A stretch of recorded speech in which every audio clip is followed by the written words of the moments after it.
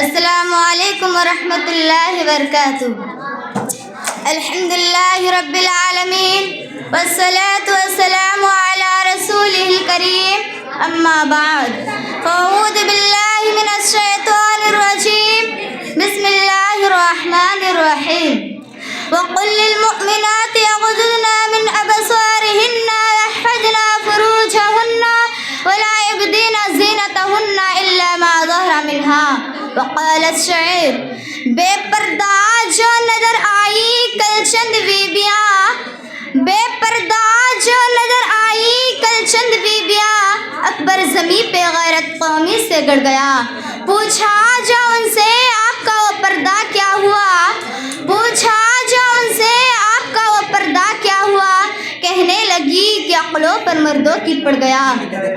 جناب صدر حکم صاحبان، اسٹیج پہ جلوہ افروز علماء اعظام، دور و قریب سے تشریف لائے ہوئے مہمانان کرام، مائیں اور بہنیں اور ہماری پیاری پیاری سہیلیاں، آج کے سالانہ اختتامی انجمن میں میرا موضوع سخن ہے پردہ.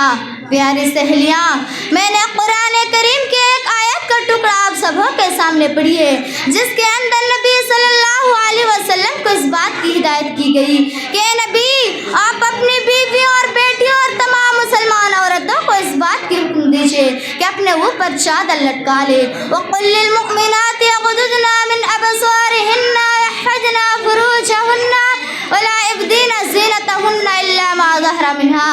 اے محمد صلی اللہ علیہ وسلم، آپ مومن عورتوں سے کہہ دیجئے کہ اپنی نظر کو جھکا کر چلے اور اپنے شرمگاہوں کی حفاظت کرے اور اپنے زیب و زینت کا اظہار نہ کرے.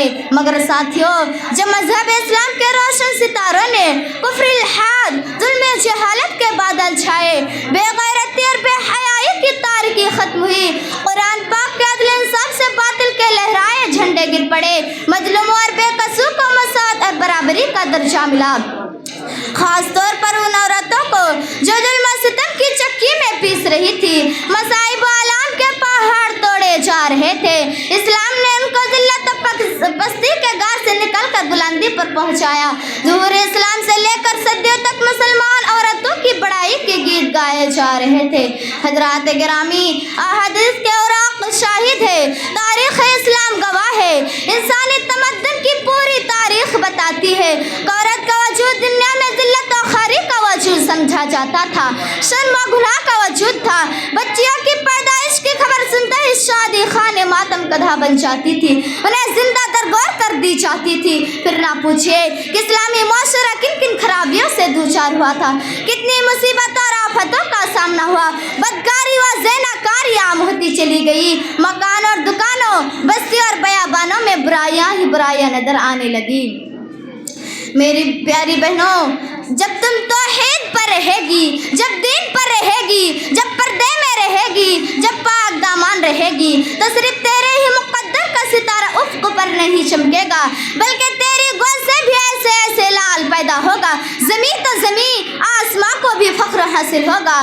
تیری گود سے جو بھی لال پیدا ہوگا وہ پوری دنیا میں توحید کا ڈنکا بجائے گا، سخاوت کی دھوم مچائے گا، شجاعت و بہادری کا سکہ جمائے گا.